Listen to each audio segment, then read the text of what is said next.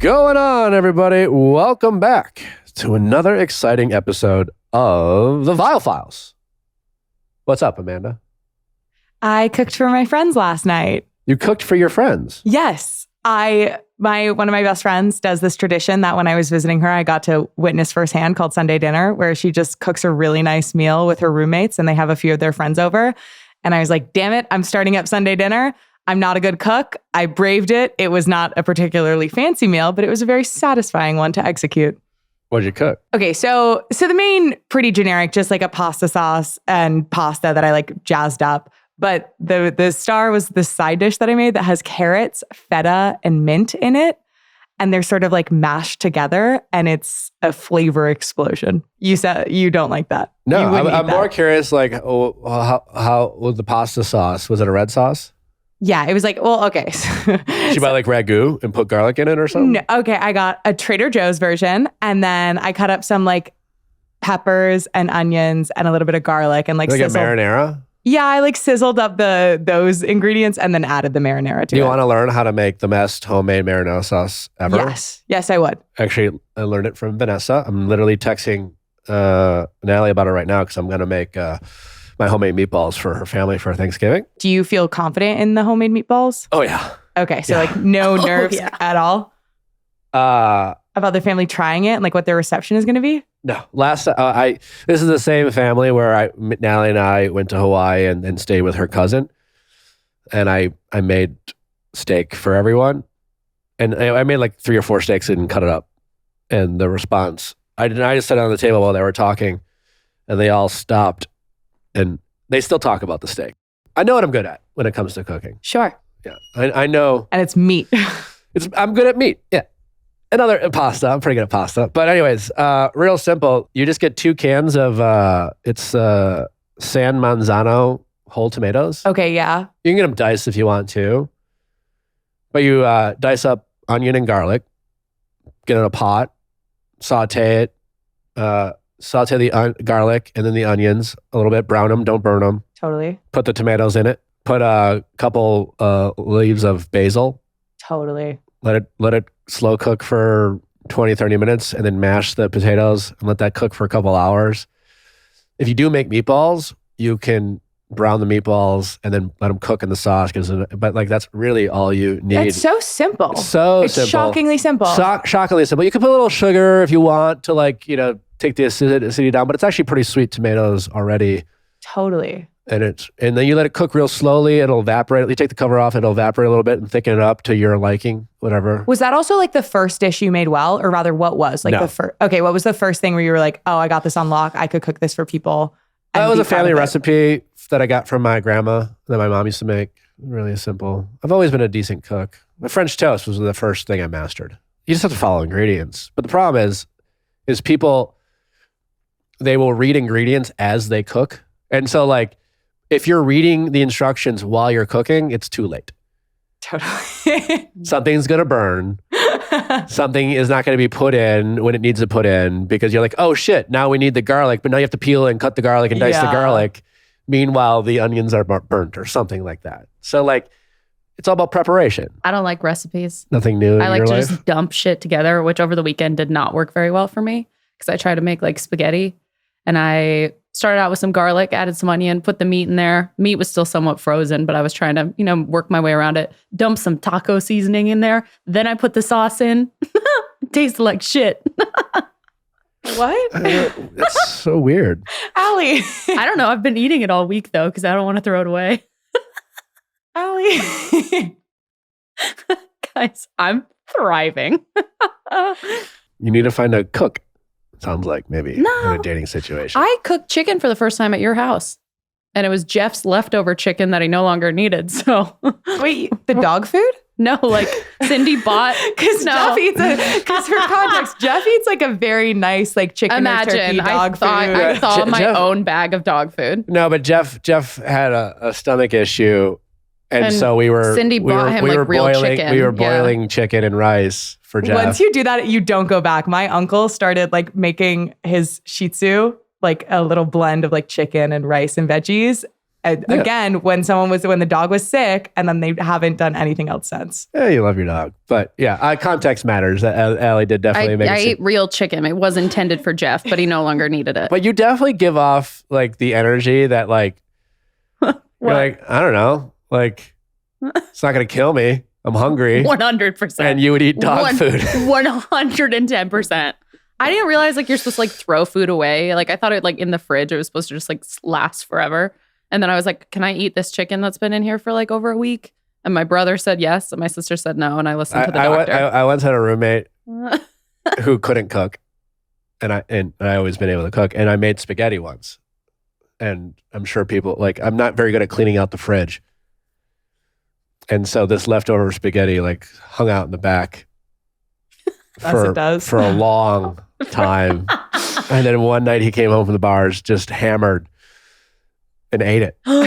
Was it moldy? I don't know. But it wasn't like 3 weeks old. It was like maybe 3 or 4 months old. That's a different level. And he was like, I don't know, it's good. It was like, it had this nice little fuzzy cheese on it, real fancy. Anyway, we have a great episode for you today with some of our callers. And boy, are you in for a treat. Don't forget to send in your questions at AskNick@castmedia.com, cast with a K. And stay tuned for this week, some incredible Bachelorette recapping for you, as well as on Wednesday, we have the wonderful, talented Charlie Jordan with us. Awesome conversation with Charlie, crushing it in the DJ space, as well as just a really fascinating person who like came from a Mormon background and has some interesting thoughts on life and religion and growing up in a very conservative household, as I know relates to a lot of you listeners, and the kind of the shame and stress of trying to like live your own life, but you know, still take parts of your upbringing that were still positive. But really enjoyed my conversation with Charlie, and I think you will too, so be sure to check that out. Check out our introverted line on viallfiles.com if you find yourself wanting to feel more connected. Don't forget, this is our last day of our Black Friday merch sale. 25% off, code VIALL for all things merch, specifically our introvert line, but really all of our merch store-wide. 25% off, VIALL. So check it out. Other than that, let's get to our callers. Question time with Nick. Let's ask Nick your sexy questions. How's it going?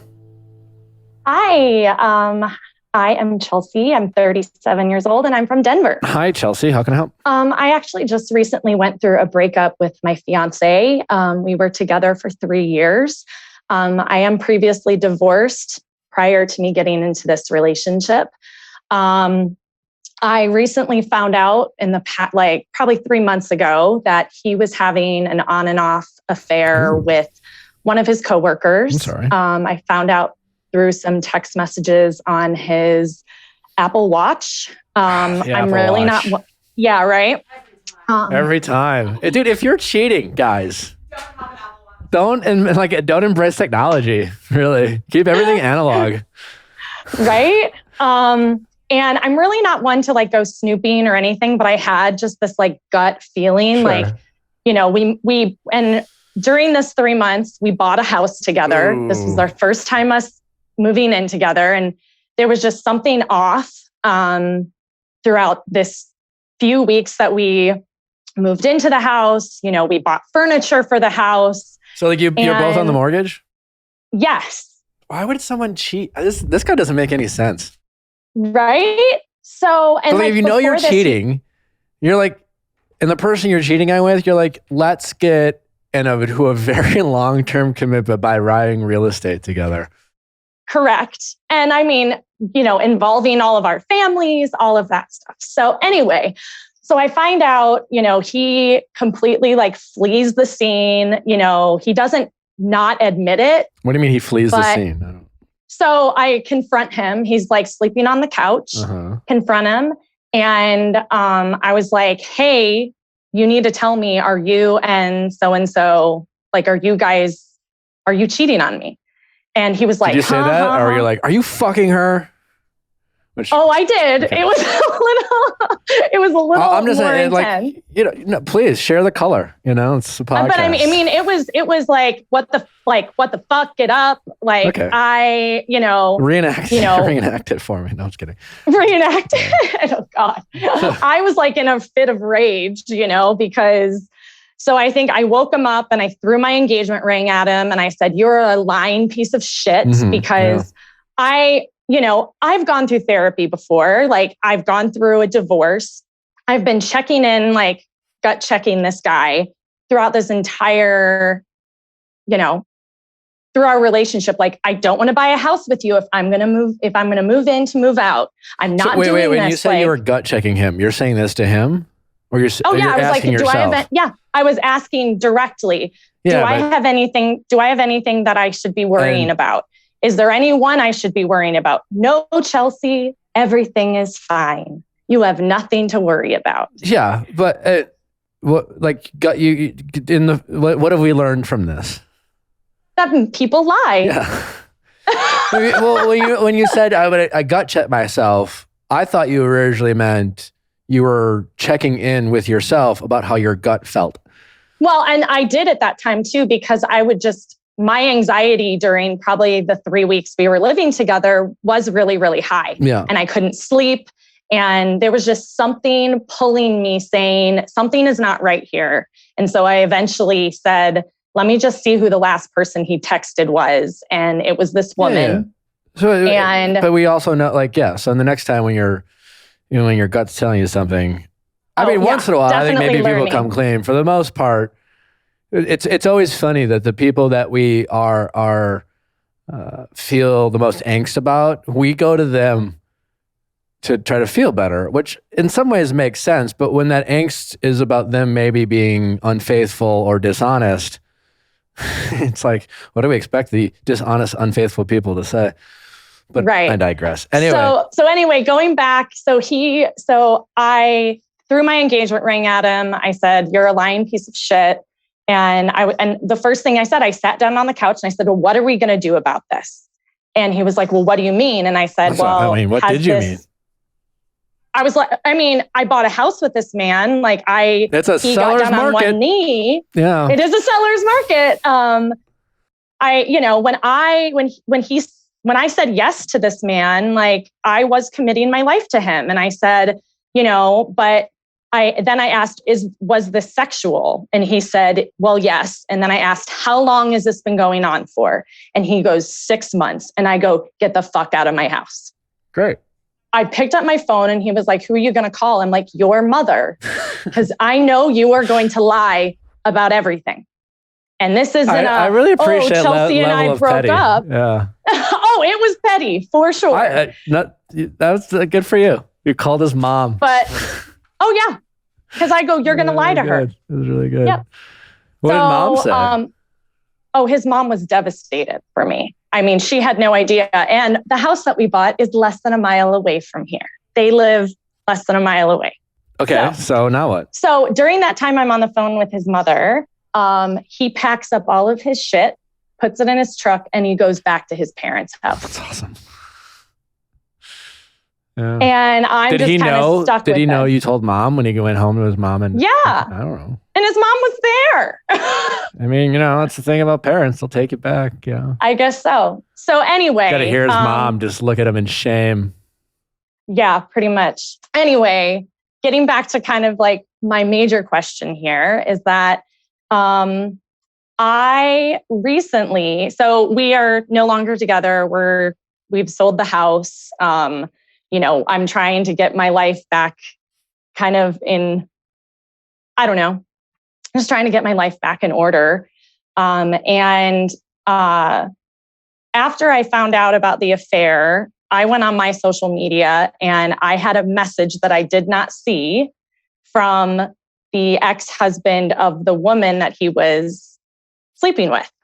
And he doesn't have social media, and he created an account and he found me, and he messaged me 2 days before I actually found out and said, hey, Chelsea, this has been going on for 10 months and I'm getting a divorce. I just want you to know, because I didn't think that it was right that you didn't know any of this was going on. And then I couldn't find him because he didn't have social media. So then I went on, a girl hunt, and I found a cell phone number with his name and reached out to him and thinking that maybe it was him, and it was. And we kind of have started this little bit of a relationship based upon our traumas.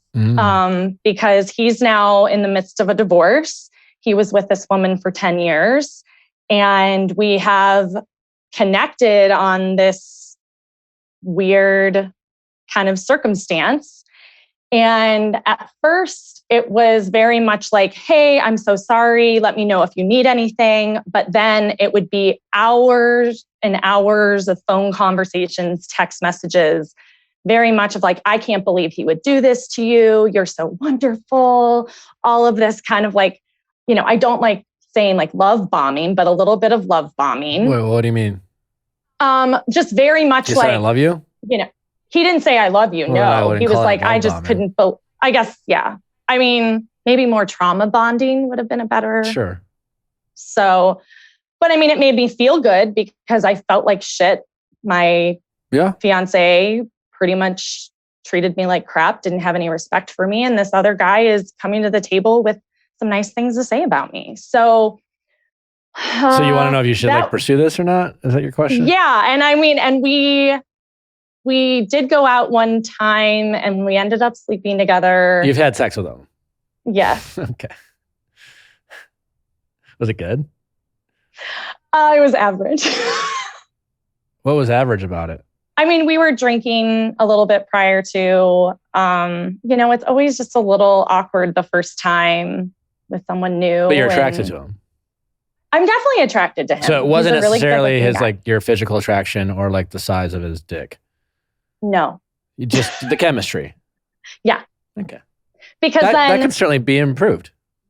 Yeah, absolutely. And I think my question to you is, I mean, I would totally be in my head if I was having sex with the fiance of the, you know what I'm saying? Like, I would be like mid fuck. I'd be like, this is fucking weird, Oh, and I think that was like part of the thing. Right? I would assume it'd be kind of fucking like, what are we doing? Is this okay? Well, like the next morning, we kept saying that, like, is this okay? I don't know. So the sex could get better. And yeah, I guess my question to you is, do you think that there's too much baggage there? Or do you think that I should still pursue a potential relationship with this person because we have similar stories, or is that just weird? I think it's weird, but weird's fine. I'm certainly not an expert in trauma bonding or anything like that. It sounds like there's some trauma bonding going on. I don't know. Like, I talked to like a therapist about getting their expert opinion. If you continue to hang out with, I don't listen, just because of this unique situation doesn't mean you guys couldn't serendipitously fall for each other. But you clearly are bonding over this shared trauma, right? Right. That is making you feel a connection that has nothing to do with you two as individuals. You know what I'm saying? Holiday season, it's here, and I have another great gift idea for you. You've heard us talk about Rothy's before, the truly magnificent footwear and handbag. It's made by recycled plastic, and you would not know it if someone didn't tell you that, but they make the most incredible shoes. They're incredibly comfortable. There's no break-in period, and they will always look brand new because you can throw them in a washing machine. They look like a stylish loafer. Like I have this pair of loafers, for example, and they're like meant to be worn like in an upscale. Like I wear them with you can wear them with like a suit or a nice pair of pants, and yet no matter what I spill on them, just throw them in a washing machine and good as new, and they're incredibly comfortable. They have a wide variety of shoes and handbags. Again, they started making specifically for women, but now they have them for men. So get your favorite person in your world the gift of Rothy's. People magazine named Rothy's best flats for their first ever style award of 2021. Rothy has something great for everyone. Treat yourself or find the perfect gift for a loved one with their ultra comfortable washable shoes, bags, and accessories. Durable, classic, and sustainably crafted. Give a gift they'll love year-round and for years to come. Win the gift game this year with Rothy's shoes and accessories. Get $20 off your first purchase at rothys.com/VIALL with extended returns and exchanges through the holidays. That's ROTHYS.com/VIALL. Who doesn't love fresh from the oven, melt in your mouth cookies? See? Crickets. Because everyone loves them. Mrs. Fields has a tasty treat package for everyone on your list. You gave it to me and I actually had one last night. They do like a butterscotch blondie. So like all the treats are like individually packaged. Did it taste like it was fresh from the oven? It was actually insane. It was really rich. It's the perfect gift, especially for the loving grandparent, kids, coworkers, clients. Who doesn't love a tasty cookie treat that says, I care about you, or thank you? Every bite so yummy. For over 40 years, Mrs. Fields has perfected fresh-baked gourmet treats. Fresh, melt-in-your-mouth cookies, chewy chocolate brownies, and unforgettable handcrafted confections. You can choose from a huge selection of holiday gift baskets, cookie tins, and the most fun creative packaging anywhere, like the snowman or the polar bear towers designed to delight. I got Mrs. Fields cookies in this packaging for a variety of people last holiday season to say thank you for being in my life. And I tell you what, they were like, you know what? No one showed us like they cared about me more than you did. And it was because I got a Miss Fields. So be that person who lets the people in your life know you care by getting them some delicious cookies. And right now, listeners get 20% off everything site-wide. Go to mrsfields.com/files, F-I-L-E-S. 20% off everything when you visit mrsfields.com/files, F-I-L-E-S, to get 20% off at mrsfields.com/files. You know, I would suspect that a great deal of the things that you're connecting over is this like mutual hatred for your exes, right? So you need to be really careful that you are you want to connect for who you are as individuals, because eventually, hopefully, you two will get over these people who hurt you, and all you'll be left with is each other. And you need to make sure there's still a bond there. Knowing nothing about trauma bonding, I'm suspecting that's why trauma bonding often doesn't work, is that you're bonding over things that have nothing to do with each other. Right. So you just need to slow the fuck down with this person. Mm-hmm. You guys need to like acknowledge the obvious. Right. People have a way of like acknowledging things, like, oh my God, we're totally trauma bonding, but like not really, you know what I'm saying? They acknowledge it and then simultaneously dismiss it. Ha ha ha, laugh it off like we're trauma bonding, but like whatever. Like we feel good. This is good. Right. If it's good, like why should we not? We deserve to feel good. We felt shitty for so long. Mm-hmm. So you need to acknowledge it and then, you know, do something with that acknowledgement. So just slow down. Just get to know each other. You know? And that's what I kind of said to him. I said, recently, stop fucking for a while. Yeah, well, no, after the one physical thing happened, I was the one that was like, hey, that was a little weird. Maybe we should just like take out this physical stuff because I think it's going to like really overcomplicate stuff. And he said, I agree with you. Like, I want to work on myself. I don't know if I've completely healed yet. I'm like, well, I'm not completely healed either. Like, this is still relatively raw. You know, but I enjoy your company and I enjoy the conversations that we have. But, you know, I'm always thinking like, is this revenge? Like from his perspective, like, does he really like me as a person? Like, where kind of is that? Like, you know, like you said, like, I want to get to know him not as the ex-fiance of a guy that he can't stand. You know, I want him to like me. I'm assuming he's not even divorced yet. I think it's like in the next couple weeks or something. So, but you know, then we kind of like let things go. And he was like, I think I just need time to focus on myself. And then just recently, like last week, he just called me out of the blue and was like, hey, just checking in. And I was like, okay, hi. Where have you been?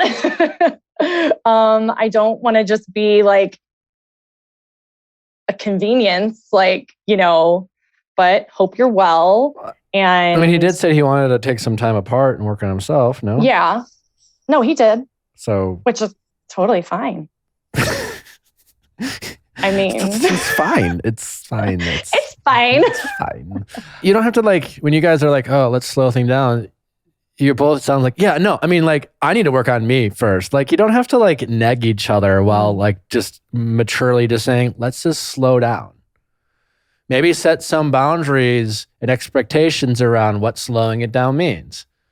Right. So then you're not also waiting on each other, feeling like, well, should I be waiting? Should I not? Be like, hey, listen, let's, you know, you say, hey, listen, we clearly have trauma bond or whatever. There's some risk here, but I, minus all that, I think I might like, I enjoy spending time with you. Do you enjoy spending time with me? Yes. Great. All right. So we can enjoy each other. Right. But also let's take it slow.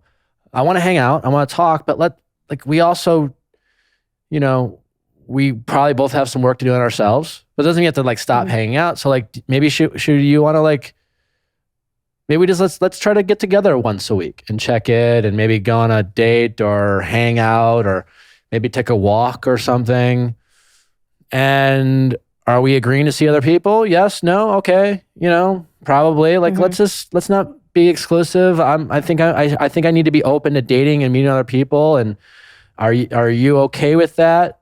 And then he could say, yeah, sure, you know, and then just be okay.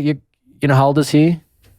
He's 36. Okay. So you're the same age, right? You're two adults, right? So you guys should be able to check in. You're not like 22 or 21 anymore. So like these awkward like check-ins that sometimes feel awkward shouldn't be that awkward. You know, you're just like, you know, I'm going to keep dating other people, maybe try some apps, but I do want to slowly continue to hang out with you. And let's just keep the dialogue going, you know? And maybe you do this for a month and you're like, to be honest, we hang out, we go on these walks, and I find myself wanting to hang out with you more. Do you want to hang out more? You know, like, you know what I'm saying? Like, and he's like, oh, same, me too. And then you hang out more. But like, you know, you just do that slow progression. And maybe at some point you guys agree to stop dating other people. But why don't you guys just practice being like super communicative with each other instead of like wondering and then be like, well, I don't like you. I mean, I need to work on myself too. And then he like disappears for a week and then he reaches out of the blue and you're just like, I've been like weirdly waiting around for you. Cause like we didn't. So I don't want to wait around. Like I have a lot of work that I'm doing on myself too, you know, like you guys can keep talking. You can take it slow while still being very communicative with each other. Yeah. And being very communicative to each other doesn't mean you're talking every day. It just means that before you like, you know, like you have an interview and they're like, you know, advice people say in an interview is like, before you leave, they're like, to talk about next steps. You know, you don't be like, what are our next steps? But like, you guys should have you've had sex with each other. There should be some like consideration on both your parts of like how fragile you guys have been. And there should be some empathy on both your parts of what you guys have been through. And you should both like, it should be easy for both of you to want to go out of your way to be like, you know, at the risk of being too communicative and too empathetic, like, so to make sure like, yeah, so I'll talk to you this weekend. Great. And then you follow up this weekend, you know, and then you say, and then respect each other's boundaries. And like, if you say like, I'm going to talk in a week, don't talk, you know, use that time. Even if you want to talk, just don't. And the next time you see the person, say, I found myself wanting to reach out, but I didn't because we agreed to take it slow and I wanted to respect that. And I enjoyed missing you. I enjoyed wanting to talk to you and not talking to you, you know? Mm-hmm. Yeah. And you just take it nice and slow. And at any point, and when you guys check in, someone has the right to be like, things have changed for me, you know? Right. And then, you'll be disappointed, sure, but you won't feel lied. You know, for two people who've been lied to and cheated on, you guys should really be embracing this like over communication here. and over communicating doesn't mean not taking it slow. Right. Yeah. I think that's you can communicate about taking it slow, setting up front expectations, next steps. You don't have to treat it like a job interview, but you know, the same ideas apply. Yeah. How you feeling about this? Like, you know, when do you want to talk again? Stuff like that. Yeah. I mean, I think that's a good test for myself too, just now being newly single again and like just like you said, setting boundaries and being more communicative, because maybe in the past that just, was the demise of a lot of my relationships. So Yeah, don't make. I think it's a good test. I mean, and if it's someone who, I'm at an arm's reach with, that we were really vulnerable with each other, might as well lean into it a little bit more. Yeah, don't put the added pressure of each other by getting the other person to guess how you're feeling or when they want to talk. Just, aren't you tired of guessing how someone feels? Yes. Aren't you tired of guessing that they might be able to guess how you feel? You just put it out there. Yeah. Well, thank you. Yeah. All right. All right. All right. Well, best of luck. Thank you. Nice, juicy story. It's fun. All right. Let us know how it goes. I will. All right. Thanks. Bye-bye. Masterclass. Be a master, take a class, and give the gift of knowledge to the ones you love. Also, it's the best part about giving someone masterclass as a gift. The shopping experience goes something like this. You go to their website, you subscribe, and then you give them that person's email address. Boom, you're done shopping. For all the people who don't like to go around and go to the malls or whatever, and you want a very easy gift to get for someone who's going to blow their mind, and it's a gift that gives them knowledge year-round, Masterclass is the gift you want to give them. So whether you want to become a master in, say, photography or movie making or skateboarding or dog trading or negotiation, you literally have the best-in-class people teaching those classes. Maybe it's Tony Hawk. You ever heard about him? He's good at skateboarding. Martin Scorsese, movies, I don't think you can do better than that. And Masterclass is so easily done. You can watch all these classes from your phone, your tablet, your computer. I gave it to my brother-in-law for Christmas a couple years ago, still to shut up about it. So this holiday, give one annual membership and get one free. That's how I did it, by the way. I actually got the Masterclass for myself. And then I gave it to my brother-in-law, the free subscription. Does your brother-in-law know that you spent no money on it? Well, I don't think, I don't think so. There you go. I was like, here you go. It's a great way of being a hero. Anyway, it doesn't matter. That's masterclass.com/VIALL. Terms apply. This holiday season, give one annual membership and get one free. Go to masterclass.com/VIALL today. That's masterclass.com/VIALL. Terms apply. How's it going? Good. How are you? Good. What's your name? Okay. My name is Kate and I'm 28. Hi, Kate. How can I help? I have a question about an ex-best friend. So about 5 years ago, she ghosted me. And I know people say ghosted a lot, but she actually ghosted me. Sure. One day we were best friends. The next I didn't hear from her for 5 years. That sounds like ghosting. Yeah. Yeah, right. I know they say that a lot on here, but this one really was. Basically, some backstory is we've been friends since first grade. I mean, you know how kids are friends in elementary school, but we became best friends in high school. Then after high school, neither of us really went to school. So we just kind of, we're little hoodlums running around, just, hanging out, doing young people stuff. So we were kind of just dating people, hanging out, doing our own thing. And then eventually I got into a pretty serious relationship and everything was good in the beginning. But then eventually I could tell that my friend didn't like him very much. So I think I've always thought that was part of the reason that the ghosting occurred. I was invited to a party that her friend was throwing and I RSVP'd. I said, okay, I'd be there. So then I texted her the day before and I said, okay, I can't wait. And she said, oh no, the party was canceled. And I said, oh, okay, well, no problem. Let me know if you wanted to get together. And then, she didn't. And then I'm seeing posts of pictures and videos from the party that occurred without me. Okay. This is all happening before the ghost? That was the initial part of the ghost. And then, so then the next day I reached out and I was like, hey, if you guys didn't want me there, I get it. I understand. And I kind of just told her how it hurt me and whatever. And that was it. Never heard from her again. That's it? So yeah, literally that's it. I would say the most recent development was, I ended that relationship that she didn't approve of. So then that's kind of when I started thinking, because, I've been racking my brain trying to figure out what happened. Was it that? Was it this? Of course I came up with a million reasons. Has she tried to reconnect with you? No, the one thing she did, this is going to sound so silly and it probably means nothing, but she liked an Instagram photo for the first time in 5 years. So that kind of gave me not hope necessarily, but just a little bit of oh, so you do, we never unfollowed each other, nothing. So, I'm assuming that's what prompted you to reach out because. Kind of. Yeah. I mean, I'd been thinking about it for years. How long, this is 5 years ago? Yeah. And this is still in your mind? Yeah, it is. I don't know why. I think because what bugs you so much about it? I think just that I don't know exactly what happened. I think it's just closure. Okay. I just wish I knew. But then I go back and forth because I'm like, do I want to know? You know, like what if it's something I don't want to hear? What do you think it could be? So just for context, you guys went from like hanging out every day, multiple times a day, like to like she was gone. Well, there was like a bit of it slowed towards the end. Like I think I kind of saw it coming, but it's just like she kind of would reassure me that like, no, we're still friends. It's still good. She had gotten married. So she had also found somebody and they got married. And then after that, then she sort of kind of to pull back. So it's like, oh, she's married. No big deal. You know, she's just busy. And then she would tell me like, oh no, I'm just busy, whatever. And then so you sensed it.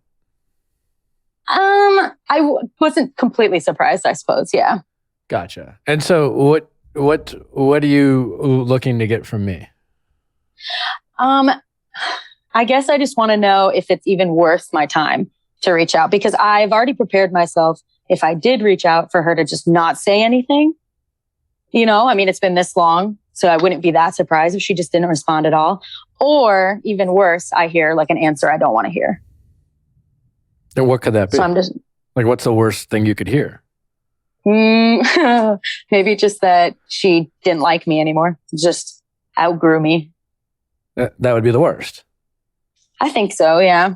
If that is the worst, and I agree that's probably the worst thing you could hear. Right. But is it that bad? I guess no. No, right? I guess it's not that bad. I understand why your feelings might be hurt and your ego would be bruised, and I'm not saying you shouldn't feel anything, but that is the worst thing that could happen. That's true. That's true. It could definitely be worse. Then there's the question is like, why at this point do you care? I understand closure. Yeah. I get it. Yeah. But it has been 5 years. Right. And as I'm sure you've heard me say, like, you don't need closure from her. Right. It's a nice to have at this point. Your ego, and I get the human side. I do get why you would want an answer. But that is at this point, that is your ego. That's still 5 years later being like, we need a valid explanation of why you chose to leave us, because we know we're awesome and we need to figure out. And that's why you say things like the worst thing you could hear is to find out that you're not awesome. You know what I'm saying? Like, and it's not that simple, or it's more like a handful of weeks ago, we got a call from a girl who, I don't know if you listen to this episode, it's a very unique story of a girl who essentially ghosted her friend because she was a victim of assault. Oh, yes, I remember that. And this friend was friends with this guy, and instead of like facing it head on, she just removed herself from the situation, and it came back up because that friend she found out was diagnosed with cancer, et cetera, et cetera. Right. The only reason I bring that up is because that was obviously a very extreme and example of why, but like the point is, who knows what the fucking reason is, right? True. And I'm assuming, it wasn't you or whatever. And so you don't really know, but she did choose. It wasn't the nice thing for her to do. Correct. Yeah. But the bigger point is you finding closure for yourself. Right. Because after 5 years, like what is this person say that's is like change? You need to hear from her and be like, I'll be honest, I found you kind of annoying. Yeah. I guess I don't need to hear that. You were kind of a drag at parties. Yeah. I think that if I'm being brutally honest with myself, what I want to hear is that it was because of that boyfriend that I had, and it wasn't because of me, which is also my ego. Yeah. And even if that is the answer, 5 years later, why do you want to be friends with this person? And I'm not saying she's a bad... I don't even know that... Well, there you go. Yeah, I don't even know that I want to be her friend. There you go. I guess, why do I want it? All the less reason to give a shit. Right. You're right. And that's just energy you're investing into this person still. 5 years later. That's a good point. It is a very good point. I hate to break it to you, but some people don't like... No, that's why I called you. some people don't like you. Yeah, I know. Some people don't like me, That's not stupid. No, I know. My ego. You can't be your most authentic self and be liked by everyone. That's very true. That's very true. That's not an excuse to be an asshole all the time and not look in the mirror and ask yourself, how could I be a better version of myself? But you know, and it'd be one thing to give a shit in the first couple weeks and be sad, be like, why the fuck haven't you but like eventually you, at some point in the early on, you accepted that you weren't going to hear from her, that she was gone. Right. Yeah. Right. And then at that point, you need to start finding the closure for yourself and stop relying on her for closure. Yeah. I think I always just expected her to say something. And then when she never did, I was like, oh, okay, so I guess I got to figure this out. It's a little weird that you guys follow each other and then she liked a photo. Isn't it? I mean, I try not to think too deep into it. Look at you jumping at the opportunity to be like, let's just like, let's talk about how fucking like. Yeah, I know. In a twisted way, I was like, it's an olive branch. But then I had to, center myself. It's just Instagram. It's not that serious. I mean, either way, what it is, like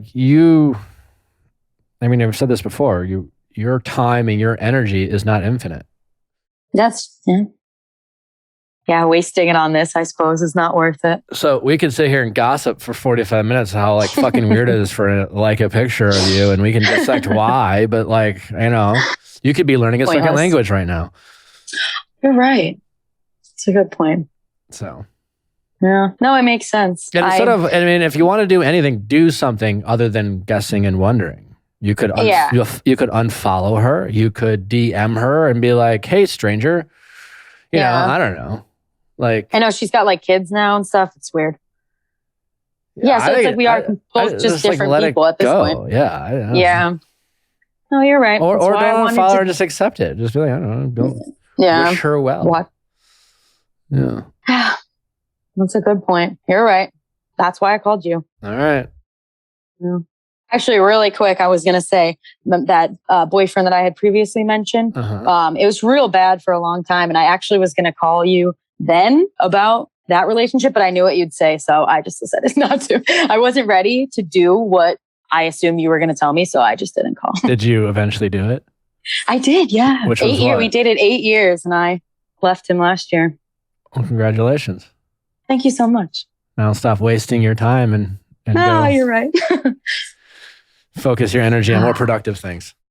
Yes, you're absolutely right. All right. Well, thank you very much. All right. Take care. You too. Right, bye-bye. How's it going? Great. So I'm Jillian. I'm 24 from Canada. How can I help, Jillian? Okay. So I'm having concerns about if my relationship's compatible, I guess. Okay. I don't know if I'm like in my own head or what it is, but because we're really happy, we communicate well, things are good, but we're just really different and we fight about like really, really stupid things. And I want it to work, and I don't know if I'm just kind of being a jerk and the things I'm not willing to bend on, or if it's just, How old is, you're 24, how old is he? 29. Is this your first boyfriend, second, third, fourth? Where are we at? No, it would be like my third serious relationship. All right. So like, it's not like your first love or anything like that. No. And what are you fighting over? Like stupid stuff, like maybe it's not who's stupid. Doing more. Like who's doing more around the house, or like being late for things, or like a big issue we had was like when we first met, he told me he didn't want to have kids, and I was like, well, I do, so like I'm done. Like I love you, but I don't love you more than giving up that dream.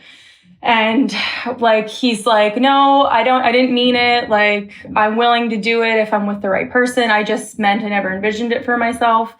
But I think ever since we had that fight, I'm like, are you just saying that because you don't want to break up? Are you going to resent me someday if I want to have kids like 5 years from now? Like, and then I think now I'm overplaying everything we disagree on. I'm like, okay, we're different. It's not going to work. So you don't have resolution on this very important non-negotiable that you have.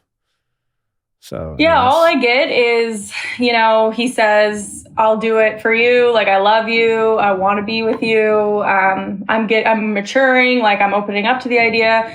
So like when I was ready to just end, he was like, no, I want to be with you. I don't want to lose you. But just part of me thinks that's a lie, but maybe I'm wrong. I don't know. Well, either way, what's important is that your feeling about the situation is not great to have. And correct me if I'm wrong. Even if he's telling the truth that he is willing to have a kid because he wants to be with you, I guess in some weird, potentially toxic way that's romantic. But I'd also be willing to bet that you would prefer to have a child with someone who wants to be a father. Yeah. That's the thing is I don't want to feel like I'm forcing him into it, but it's not something I'm guessing you don't want to raise a kid by yourself. No. Are you nagging at him about things that he's not doing around the house or vice versa?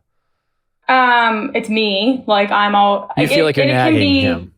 I do, yeah. And even if it's something as small as like he didn't let me know someone was coming over, but I'm like, we live together. I'm sitting here like wearing basically nothing, doing my homework. Like if your guys are coming through the door, can you let me know? Like it's just like we're just very different. He's very like free, go with the flow, and I'm a big planner.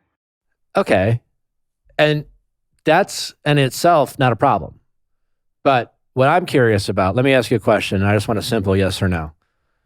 Do you think he is more inconsiderate than considerate as a person? I want to say yes, and I know you wanted yes or no, but once he realizes, he's considerate, but he has to be told. Okay. Always? Majority of the time. When he says he has to be told, like you guys live together.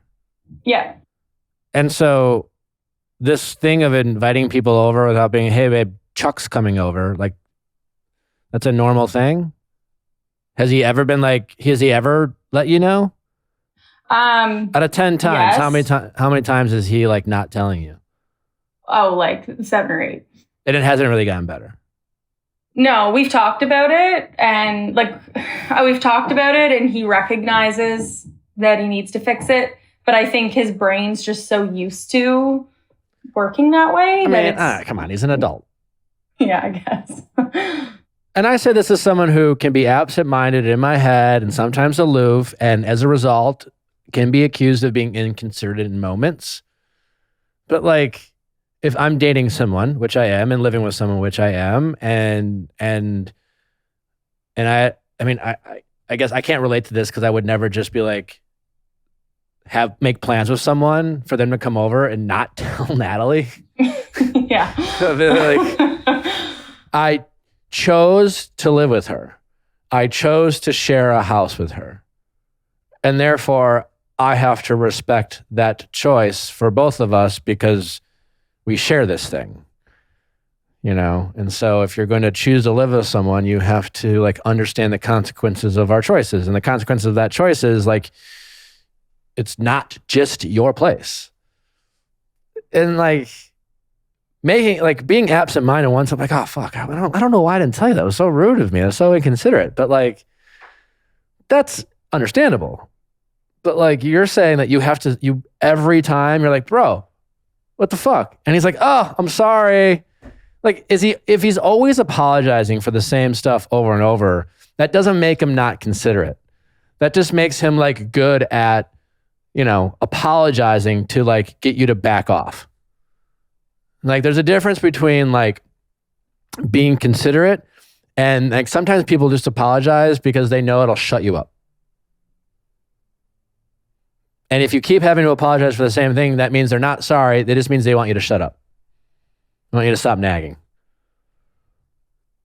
And not necessarily something you would want out of a potential co-parent. So even if this guy was dying to be a father, if I were you, I would be like, fuck, I'm going to raise this kid by myself. As soon as I have my first kid, I will already have 2 kids. Maybe the reason why he doesn't want to be a dad is because he's still interested in being a boy. Yeah, that makes a lot of sense. It's a good line. Yeah, like it's just frustrating because we're really great on a lot of other levels. Like we communicate well, you know, like things are good. And what do you mean by you communicate well? Describe to me a time in which you guys communicated well.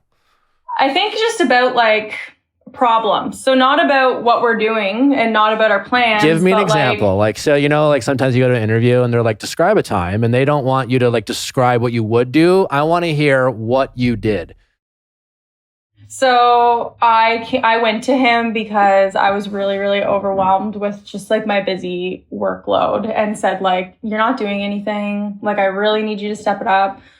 Please just like hear me out. And he like got a little defensive at first, and he's like, well, I mow the lawn and I do this. And I was like, but that's not helping me. That's doing something like once every 3 weeks. Like, it's not taking off my stress load. And he then like calmed down and was like, you know what, you're right. I totally see what you're saying. And then I actually saw change from that. So I feel like I can tell him how I'm feeling, and he listens and he appreciates it. But then I think you're right that like the things he maybe disagrees with, he's just telling me what I want to hear. Okay. So like you're dating someone who's a bit of a boy who's not a total dick. Yeah. Yeah. I guess. You know? Yeah, that's the thing is I do really think he's just really immature, and I know I'm still young, but I've lived with somebody twice now. Like, I'm not saying I know everything, but I'm not new to this, and I'm just like... He's 29, you know? Yeah, yeah. What's his relationship with his parents? They're involved. We see them quite a bit, but they have no say in anything he does. Like, he's very like... Do they do anything for, like, do they do things for him that, like, how independent is he? That's the weird thing. He's very independent. Like, I've never seen his mom as being somebody that like takes over, so, like, does doing his laundry or anything like that. Yeah. No, like very, very independent and really like raised to like go to work, do this, you know. So that's what's weird to me. I don't know if it's because he's lived alone for so long now that it's just not clicking, or what it is. Yeah, you're kind of like in this relationship purgatory, because I get where you're coming from. You're like, you know what? I don't know, he's a pretty decent guy. I'm not trying to be a dick when you say like everything's pretty good, even though I sometimes will challenge people on that. Like, it sounds like, yeah, you have a pretty like okay relationship. Yeah, that's the thing is like we have fun together, we get along. Like, he's I think people settle for okay too much. I do. I think we live in a society that promotes us and makes us feel like, especially women, that we need to settle down and start having kids at a specific age. And I understand there's a biological element to it. I get it. I think we settle for okay a lot. I think we stay in relationships that are just okay because they're not necessarily bad. And I understand that relationships are hard to find, and it's hard to find people we connect with. And it's not easy. And I understand that dating is a challenge. And like sometimes you're just like, fuck, I'll just stay with this okay because like, fuck, I don't want to deal with like 50 shitty dates and like, ugh. Yeah. So yeah, I think people settle but I'm confident in saying that the chances of him drastically turning into a different person at this point are slim to none. Yeah, that's what I'm worried about. Is I think he's willing to try and work on things with me. Like, I think he cares about me enough. I just don't know that. I don't know if it's like so far in him that this is just the way he is, and I need to either accept it or not. Having to remind him to have basic decency and consideration for the person he's sharing a house with, who he says he loves, and you have to constantly remind him to give you a heads up if he's inviting his friends over for like to play video games or like watch the big game. Yeah. That's not great. And if you feel like a nag, then you hate yourself a little bit, and then it creates animosity, and that's just shit. That is the shit that just only gets worse when you get more comfortable and you settle down in a marriage and you have kids and you get stressed out, and then a lot of your very average relationship is set up for major disappointment when you start introducing kids, given the things that you have described. Yeah, that's what I'm worried about is like if we do have kids, because that's been obviously such a big topic for us. Like, I don't want to have to remind him to pick them up from school and like stupid stuff like. But then I feel stupid for even thinking about it because we're so far away from that. Like, we've only been together for like 3 years. We got a little bit of ways to go before we're there. So I don't know if I'm jumping ahead or if it's valid, I guess. Both, but you're appropriately jumping ahead because, you know, wanting to have kids is a reasonable non-negotiable. The fact that he was like, I don't want any was a reason to give you pause. It's great that he was like, oh, I'll do it for you. But like, you want someone to want to be a parent because being a parent is hard and takes an immense amount of responsibility and self-sacrifice. And there's a lot of people who have kids they're not super excited about and become deadbeat parents and aren't helpful. And these are just like the writing is on the wall. And that's why you're skipping forward ahead. And in the meantime, in the current moment, he is giving you a bunch of reasons to legitimately be concerned about his willingness and capability of being a helpful partner because he can't even be a helpful partner when you don't have a kid to take care of. Yeah. I know. And so I feel guilty. He's either wildly inconsiderate or just a bit of a dummy that he can't remember to like say, hey babe, Eric's coming over, you know? So like, I don't know. That's the thing. Cause then I'm torn cause then I feel guilty cause I think of like other things he'll do for me or things when they're going good, things are really good, but the good does not make up for the bad. And when the bad is bad, it doesn't matter, you know? Like it's not. Yeah. No, that's fair. It's just not going to matter how many times he brings you flowers if you can never be considerate. In fact, you'll end up hating flowers. Yeah. You'll end up hating I'm sorry. You know what I'm saying? But seriously though, like, you know. Yeah, that's the thing is I've already felt me starting to like resent him for some things, but then I always get out of it. Like then I'm always like, no, I'm being too hard on him. I expect too much because I do know you definitely don't expect too much. You don't expect too much. Yeah. Okay, that's good to know. I'm being tough, but it sounds like you're dating a very average, ordinary guy who's kind of self-centered and inconsiderate, and he's gotten away with it so far. You're giving 80 and he's giving 20, you know, and you're trying to convince yourself that the 20 he's giving is not bad. It's pretty good. He doesn't hit me, you know, shit like that. Yeah. Like he doesn't like swear at me. And so like the 20 I get is, you know, okay. And like, I'm assuming you always expected more for yourself. So. Yeah. And that's the thing is like, I grew up with like my dad who was so good to my mom and like took care of everything, didn't need to be asked twice. Like I don't like, and then I started to wonder, like, is that what my problem is? Like, do I have high expectations? Cause I think I hope so. Is perfect. I don't know. I hope so. And again, like why people settle for okay and ordinary all the time. Hire fast, fire slow. Hire slow, fire fast. You've hired slow. You've gotten to know him. Yeah, you moved in, maybe whatever. But like, I don't know. I think you should fire this guy. I know, but I don't think it's that easy. It's awkward. It's difficult. But like, you know what's harder? Having a very challenging husband who's unhelpful with kids. And that's the thing is I keep thinking maybe he'll change. And marrying divorce is harder. Marrying the wrong guy, sticking up, fighting, like putting up with a marriage you want out, but you've had like vows. Those are all way harder than being 24 and single and having an awkward breakup or moving out. Like that's not that hard. It's inconvenient, but you're yeah. But then, is there anybody that is like that? Like, I feel like I'm just gonna be unhappy with everyone if I. What, is there anyone who's like considerate enough to be like, hey, babe, do you mind if my friend comes over?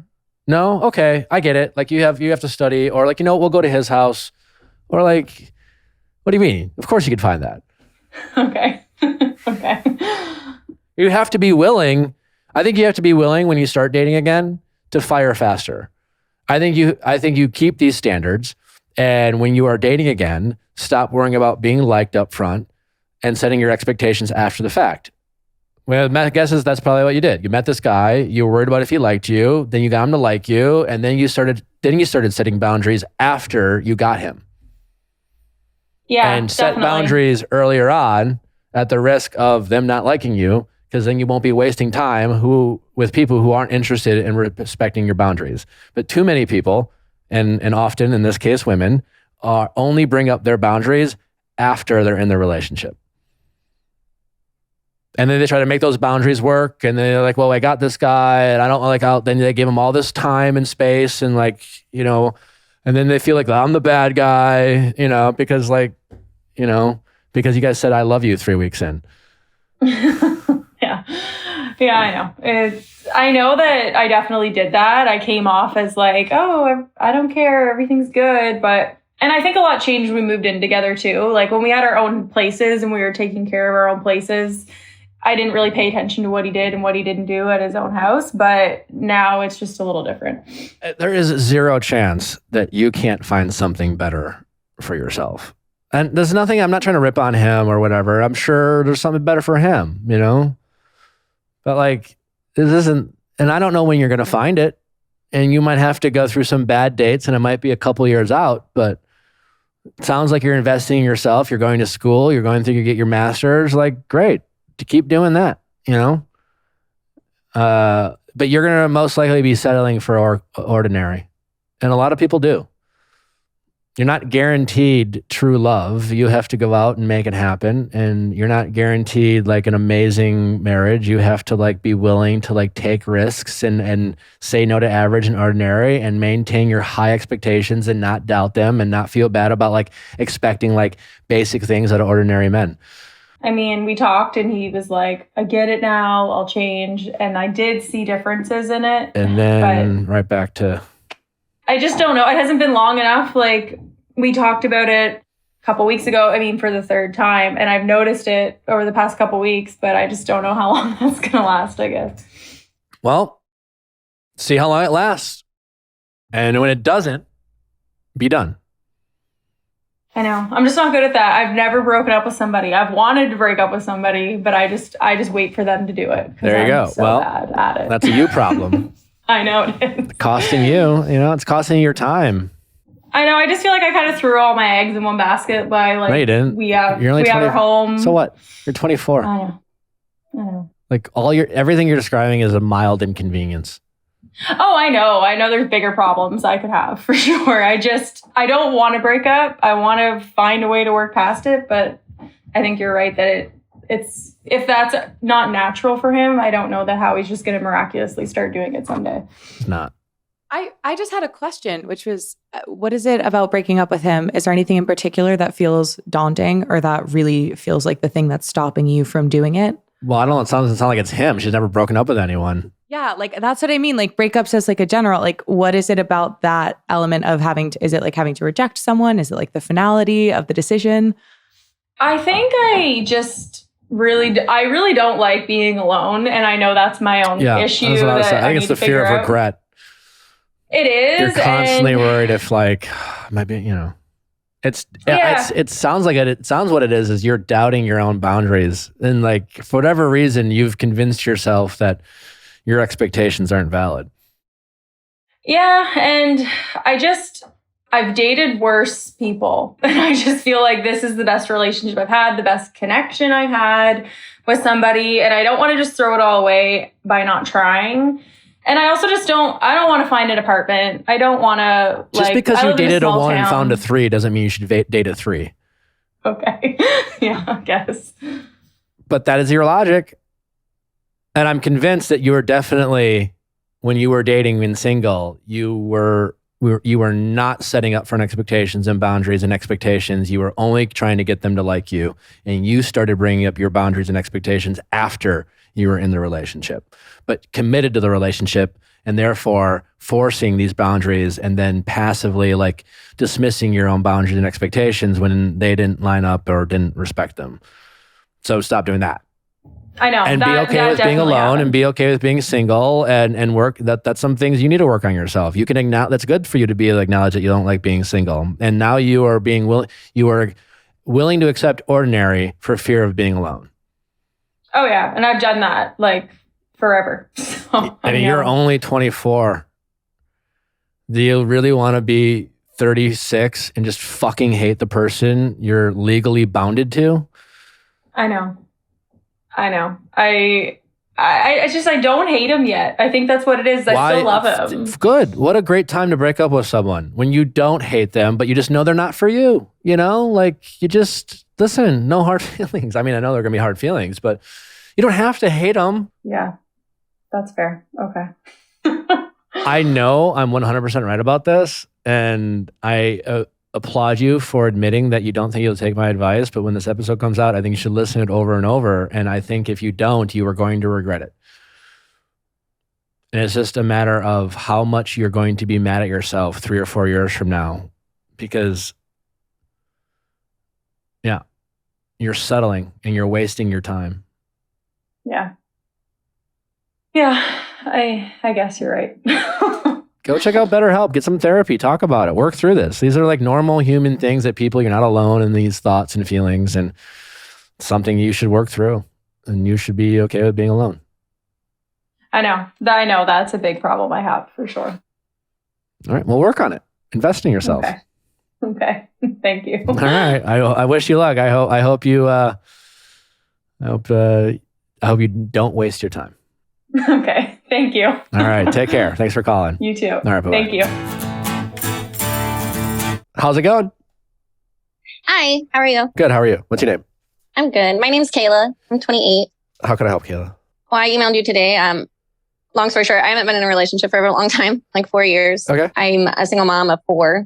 Okay. And twins when I was like 19, so I started pretty early. But long story short, started seeing this guy. And when I started seeing him, like, to be honest with you, the only reason I hung out with him is because my sister like gets a bad anxiety about hanging out with new people. And she was hanging out with this guy, and the guy I'm seeing happens to be his friend. And I just happened to have him on my Snapchat, and like I had a lot of conversations with him. So I was like, you know what, I'll just invite him and like, we'll just make it a thing. Your you know? sister And so gets like anxiety about you hanging out with people?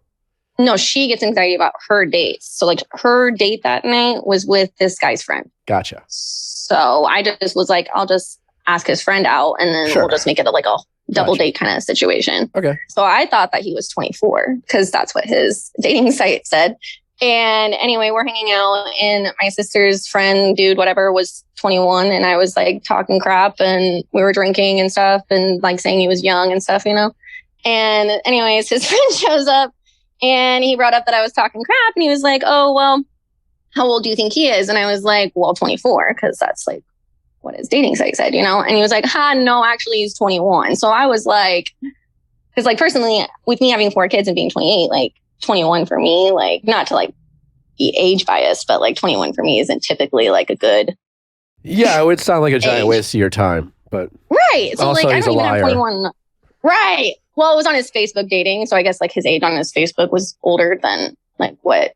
So. Because his Tinder, I guess, says 21. I don't know. But either way, either or.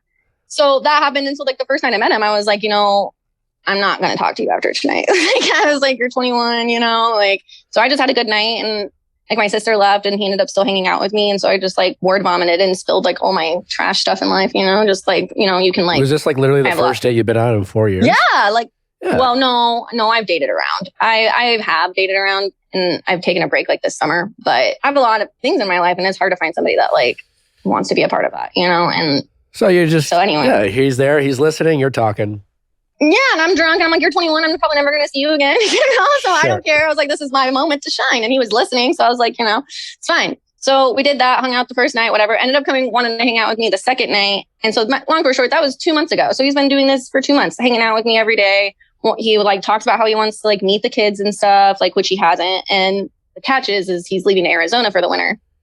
And like, when I first met him, he told me that he was leaving on Halloween because his lease was up, and like his dad lived down there, and he hadn't seen his dad a whole lot in his life. So like when I first met him, I already knew that he was leaving like on Halloween, you know? And so we only had like 30 days, so I didn't really care.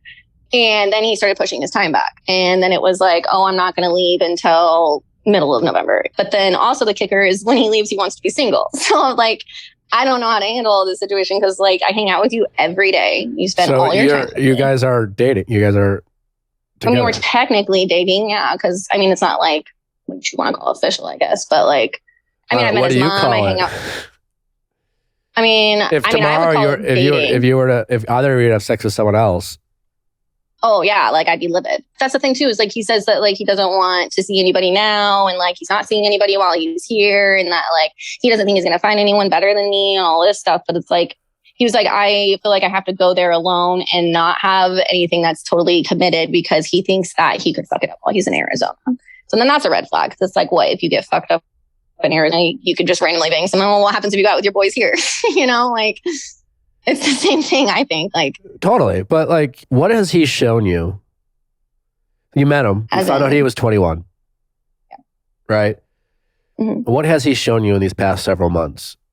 Other than like, you know, what I'm saying is like, sure, like you can be 21 and be nice. So he can be good in bed. He can be generally polite. You can enjoy hanging out with him. He can be fun. And he can do all those things while never actually giving you examples on a regular basis of his maturity level about the fact that he is in a situation to date a mother of 4 who's 7 years his senior. And, you know, what does he want to do when he grows up? Like, what's he want to be? It sounds like he still has some family issues he's working through, you know, like dating you is like a whole family. Yeah. And there's a power, like you know, there's a challenge, like wanting to prove to the older woman that he is mature enough, or, you know, what I would, if I were you, I would spend a lot of time, if this was like a relationship you were super serious about considering, I would spend a lot of time asking him what his dreams and aspirations are. And see, that's what I have done, because we've had this conversation like 4 times, like before, because I emailed you like almost a month ago. And so like we've had more conversations since I emailed you. Like when it first came up, it came up and we were only seeing each other for a couple of weeks. And at that point it was, hey, I'm going to go there single. And like, I want you to be single while I'm gone. And like, when I get back, like, I mean, hopefully we can reconnect. And he wanted me to fly out there and see him and stuff, like to like hang out a few times when he's gone. Cause like he planned to be gone for like 4 months, I guess. And so that's when we first had the conversation. But the second conversation we had, now it's more shifted towards like, I'm going to be a better stepdad when I come back from this trip, because my dad's going to show me some things that I need to see. And then he's saying things like, I could only go for a couple weeks and come back. Like, I'm not. Like, let's slow down for a second. Like when he says, I'm going to be a better stepdad he hasn't even met your kids yet, correct? No, okay, but he asks about them all the time. Sure. Like, yeah, that's great. And he's just like, I'm going to go hang out with my dad for a period of time, and like magically become a different person? I guess that's what he's thinking. I sure, guess. But what do you think about when he says that? I mean, if I take like my feelings out of the situation and like look at it like realistically, yeah, like what if your friend? Sense. It what? Yeah, because like it makes sense, because like if I was 21 again and I was going to get tied up with somebody that had like what I have going on, and in my mind it can kind of make sense, but I don't want to like look at it like that and think it's a red flag that I'm missing too, because I feel like maybe I'm being naive. But like if I'm being selfish and I was that young again, like I feel like I could only say this because I grew up fast. So like I feel like I can say it because I know what it's like to have to grow up that fast, and like he hasn't seen the hard part of my life. He's only seen the easy parts of me, and I've already told him that. I was like, you've only seen, you know, like. And then he talks about like wanting to move in with me, and like that when he gets back, like he would want to like look down that avenue. And like he like asks about my son all the time. Like he got my son this Oscar Mayer wiener whistle that he got from work one day, and like gave it to me to give to him because like he hasn't met the kids yet, obviously. And I don't know, it's just like he always like thinks about the kids and asks about them, and like I haven't met anybody that's actually been like interested in that part of my life, if that makes sense. Which is like, nice, and I totally get and empathize with why that seems attractive, but it sounds like he is acknowledging not only to you, but to himself that he still has some growing up to do. Right. And I do appreciate him being honest about it. Like we've had the conversation multiple times, and he could just say like, hey, like, or lie to me or whatever, because I wouldn't know anything, like if he really wanted to. But well, he's like weirdly trying to prove himself to you. Oh, you think so? I guess I didn't feel it like that. Well, sure. I mean, again, like you have just by default, and it doesn't have to always be that way, but by default, you have a little bit of power over him. Oh. This assumption of like you're older than him, you have kids. I mean, 21-year-old me couldn't have imagined being a father of 4. And so when you are in a romantic relationship with someone who's doing something you couldn't imagine doing, right? It's hard. Well, not only that, but like there's a bit of power, like, and again, power can shift and it can change, right? But I'm just saying, like, you got to acknowledge it. And he's definitely going to be trying to prove himself to you. He has some maturing to do, which he seems like he acknowledged. It's just a big mess. It sounds That's what like. I'm saying. It's like such a big mess. And then like I've met his whole family, besides his dad because he's in Arizona. But like I like hung out with his brother. He seems like a nice guy, right? Yeah, sure.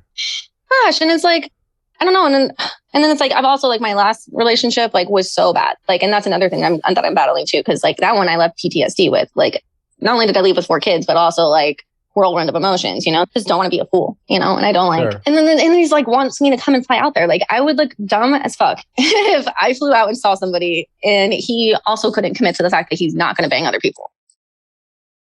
That's my biggest takeaway. That's the only thing I'm mad about is that he can't say that he wouldn't mess around with other people. Like I don't need it to be on Facebook. I don't need there to be this grandiose thing.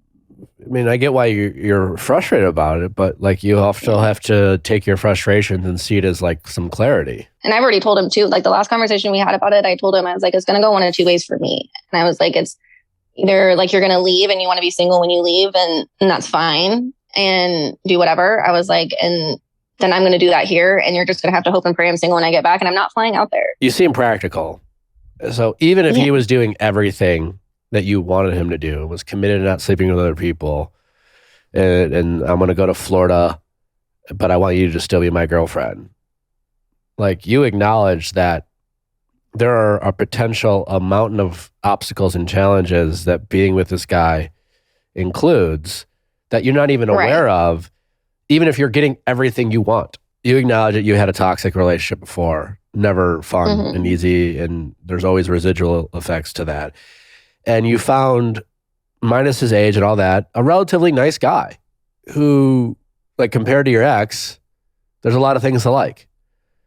But as you acknowledge, that there's still a lot of obstacles and red flags, not necessarily meaning he's a bad guy, but just the fact that like it's a very complicated situation of which you really have no clarity around. And it just sounds like being better than your ex is not your only barometer. You know what I'm saying? Like if being better your ex was like, then anyone's better than your ex.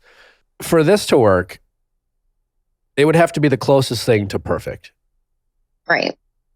Like if you're just looking at he's 21, I have 4 kids, just that alone, anyone can just acknowledge that like for this to work, there are some hurdles. You would have to like kind of be a skeptic, and every step of the way, he's just like hitting home runs, just knocking out of the park with how he's not.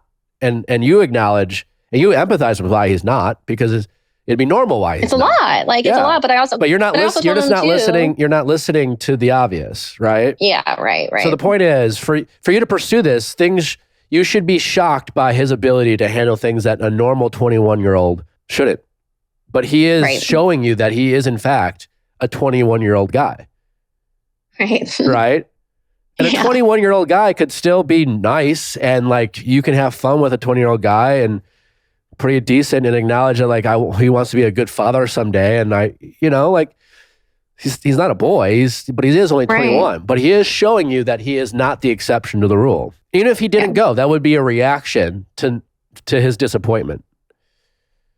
Right. So that would him being reacted to not wanting to lose you. But like that is, we do that often. Like we'll find ourselves in these relationships. We'll try to set some boundaries. The people we date will show these red flags, and these red flags might not necessarily be like how toxic they are. It might just be, red flag of coming from different places in your life, or different family values, or different religions, or different living in different, some of our red flags are just kind of who we are in situations. But either way, the red flags are there. Right. I mean, I know. And so sometimes we like to ignore red flags, or we dismiss them and react to like, oh, well, I don't want to do that. And we'll convince ourselves not to want to do what the truth. And the truth is he wants to go to Florida. He wants to be single. He wants to like spend time with his dad. It's almost like he's saying he wants to grow up. So even if he doesn't go, that's still what he wants to do. Right? And that's what I'm saying. That's why I told him to go. I've never once told him to stay. No, I know. Always told him. I was like, bro, like I can't be the reason you stay. And I told his mom that, and his grandma, like all that stuff. Like, because even his family doesn't want him to go. And his mom and stuff has told me at the bar, like, hey, like I want him to stay and stuff. And like she looks at me like bewildered every time he talks like going, and I don't say anything. But it's like, Last thing I need is to be in resentment. On top of everything else that me and him have going on, like that's the last thing I need. Listen, sometimes we find out that people aren't right for us and they don't have to be toxic as pieces of shit to like end it. I think sometimes we're so used to like, oh, we got to fight for it. And not until like we realize we're with this toxic person who makes us miserable and we finally end it. Like we can sometimes date someone and like have it overall be like 80% good or 90% good. But that 10 or 15, 20% is like some important shit that is going to like create bigger problems down the road. So I think you just need to accept that, well, this guy might be a nice guy. It might be the most fun you've had with a guy in a long time. He can still not be your guy. And you should listen to what he is saying and doing and just have a clean break without being it complicated and not like giving him an ultimatum or whatever. Just say, I've thought about the situation. And I think it's probably just best we just move on. And like, I think you're great. And, you know, and my guess is he will react to that and he will claim to be willing to do some crazy ass shit to not lose you. Oh no, I know. He's already said like, well, we're in this together. We're not in this together. We're in this together with what, me and all your other side bitches? Like, I mean, I don't understand. So, but that's what I'm saying. So like, you just need to start, you know the answer and you're just ignoring the obvious. I know. And you're going to be disappointed. And being disappointed. I kind of knew that in the beginning, though. That's the thing, you know? So like. But sometimes we, knowing that we're going to be sad when we end a relationship, we will look at that as a reason not to end the relationship. You can't avoid being sad. You're not going to avoid missing him. You're not going to avoid being disappointed that it ended. He's giving you a bunch of reasons of why he is not the exception to the rule. You need to acknowledge that you chose to date a 21-year-old guy and you have 4 kids and he might not. You gave him a chance to prove he was the exception to the rule emotionally and from a mature standpoint, and he has shown you that he's not. And some of that responsibility falls on you. Right. You know, the best thing to do is not be petty and not be resentful for the fact that I know that's my toxic stuff that I'm trying to work through, you know, because like I was petty level 100 all the time for so many years, you know, and so like. Well, and it's good that you're acknowledging it, you know. Oh, 100%. I'm always at my sister like, hey, so red flag, really trying not to do this right now. So the healthy thing to do is just acknowledge that this is probably for the best and to not be petty. And the worst thing you could do is make him feel bad. Right. Or make him feel like he did something wrong or show him your frustration, because that will trigger him to respond in a way that's not sincere or genuine or something that he's capable of. And you gave him a chance to be the exception to the rule and he wasn't. And that's fine. Right. Right. Okay, cool. Well, thank you. I appreciate it. All right. Yeah. All right. Thanks. Best of luck. All right. Take Thanks. care. Bye. Bye-bye.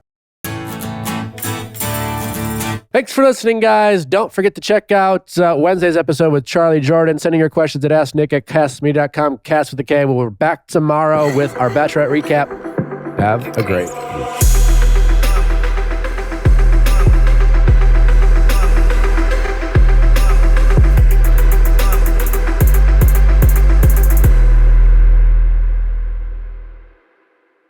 Hey guys, thanks for watching. Before you go, make sure you like, subscribe, and ring that bell so you don't miss any future videos like our Tuesday Bachelor recaps and Wednesday celebrity and expert interviews. See you next time.